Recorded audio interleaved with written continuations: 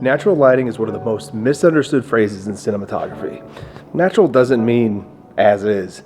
Natural means motivated. It means controlled. It means elevated without feeling lit. Here, let's get into it. When you're outside, especially let's say a golf course, your instincts are to let the sun do its thing.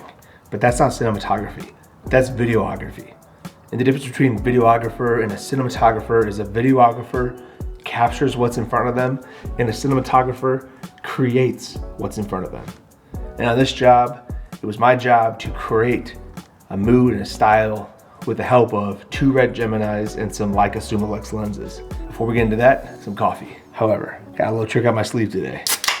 Filmed this a little later than normal, so we're gonna go with DC. For all you DC folks out there, it's a little quicker than making coffee. You still gotta let it like brew down or whatever. I can pour it in a circle like I do. Yeah, it's pretty good. For this job, we paired 2 RED Geminis with a set of Leica Summilux lenses. Those cameras gave us some higher frame rates that we enjoyed, and the lenses made things pop. But cameras and lenses don't solve lighting. Grip and electric do. Here, let's get into it. For this project, we had the standard 3-ton grip truck, but because we're shooting on a golf course, that doesn't mean we could take everything with us. We have to be a little selective. So we ran with a 12x12 ultra bounce and an 8x8 ultra bounce. For any time we wanted to take away light, we used the black side of the ultra bounce, and anytime we wanted to add light, we would use the ultra side, the reflective side of the ultra bounce. Pro tip, also bring whatever size you have, 8, 12, 6, 20. Make sure you also have a set of muslin on that as well, whether that's bleached or unbleached. You go ultra bounce, muslin, and you get a real nice soft bounce. For this, I think there was a couple opportunities when we used that, but sometimes we needed the push. So if you need the push, take that muslin fabric, roll it up and over. Now you just expose the ultra bounce push. That's a fun little key grip hack that most people do. But when you're working on a golf course, you have to be selective on where you can bring all these lighting units. Luckily for this course itself, we were able to bring most of our equipment from fairway to green, and we just did our best to protect the ground. On the greens, we would put down a board so that the stands wouldn't just pierce the green. We would have it on a flat board, like a 4x4 board, so that it would spread out that weight.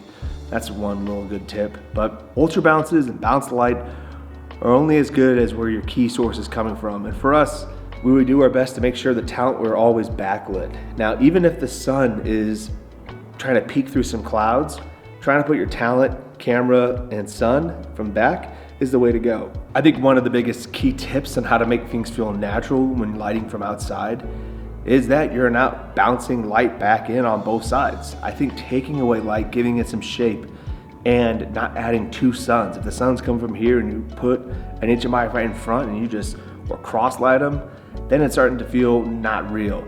It's keeping a balance of exposures as well. From the hottest point on the face to the background, trying to bring that difference in closer is how I think best about trying to keep it natural. When a sky is nuked and the face is too dark, that difference is just kind of, that contrast is a little too much. And if you match them perfectly, I still feel a little bit off. When you're outside, it's okay that your skin is just a little bit darker than clearly the sun or a super hot spot, and bouncing too much just feels unreal. Biggest tip is just cheat the fabric in more or waste it away. When you got 2 stands, you got a subject here, and you got your ultra bounce bouncing light back in, and it's too much, well, just pull back that leg one a little bit, waste it away a little bit, depending on whatever your reflection's coming in, just waste it away.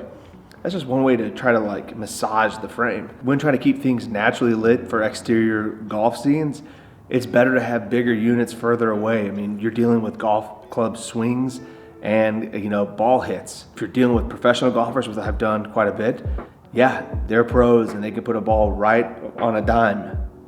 But every pro, cannot go to their happy place, and sometimes I accidentally, shank a shot towards camera. Depending on where the camera is, get yourself some plexi to put in front of it, or just move camera so you don't get those kind of dangerous shots. So one of the main key takeaways for me for natural lighting is just finding that balance between the brightest point on the face, the shadow side, background, and all. And your highlights. It's trying to blend them into your dynamic range, trying to keep them in kind of closer, trying to bring that image in a little bit versus such dramatic ratios where this is like 12 to 1 or something. If all of a sudden it's a black wall of negative side and you're supposed to be outside on a golf course, like, whoa, where'd that come from?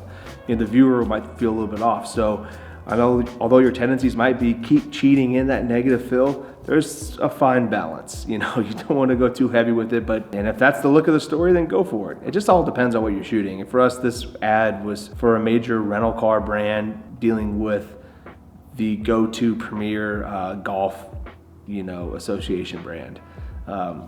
So it was important to keep it in the vibes that they wanted to have versus let's go darker, let's go darker, let's go push the mood, push the mood. But speaking of mood and things safe, I got a pro tip that I had to learn on the day, and let's get into it. And here's a pro tip for when you're shooting on a golf course. Get yourself an operator who will do the dirty work. And by that I mean, we had the brilliant idea to get this cool golf shot where the talent tees off right over the camera. Now, of course, we're not going to use a golf ball, that would hurt. So we had the brilliant idea to use a foam ball. And we practiced the foam ball, and when you hit it, it goes, but in about 30 yards, it really dies down. And we were probably using our irons when we did that test. Now, replace that with a driver and a young junior PGA kids, well, they can hit a ball way better than I can. On this take, we had our camera operator rocking the gimbal, moving across frame when she lines up to hit, and she hits probably the best square shot she's ever hit with her driver, and it goes right off camera, smokes the camera. It was a RED Geminis, so they're built pretty dense, but I think it maybe hit the top of the monitor or whatnot, but you had the gimbal up in a visual that I'll never forget from my perspective, safely near the Video Village tent, watching this scene take place. That smoke, that boom, that pop. You don't see that pop in the frame. You see just that nice smooth shot. And you know, he kept strong. He didn't even shake the camera when it got hit. It was a moment that I apologized profusely. He thought it was epic because the shot was cool, but we didn't do it again. It was a one and done, and we got it. So the pro tip would be, one, don't be the person who has to do that, but two, just do it in CGI. A golf ball, that's not too hard to replace. It's literally one of the easiest things to digitally replace, but we like to get it in camera. And this is a good example of actually getting it in the camera. I mean, it smoked the camera, and it was all good. It was a moment and a memory that I want to share so you don't put yourself in that situation. I don't know what an exploding golf ball would do, but I know it might shoot out shrapnel, so just play it safe. And if you're dealing with, one more pro tip, if you're dealing with any sparks, car shots, most exterior shots when there's any grass clippings or sand coming at the camera, please put a clear filter on your matte box. Damaging a lens? Come on, don't be doing that.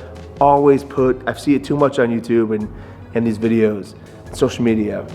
Put clear filters on your matte box. Keep those lenses safe. All right, back to it.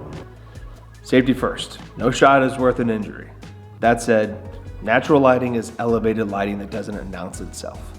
It's motivated, it's directional, protects the face, backlit often, and when done right, the audience doesn't feel it. Doesn't feel lit.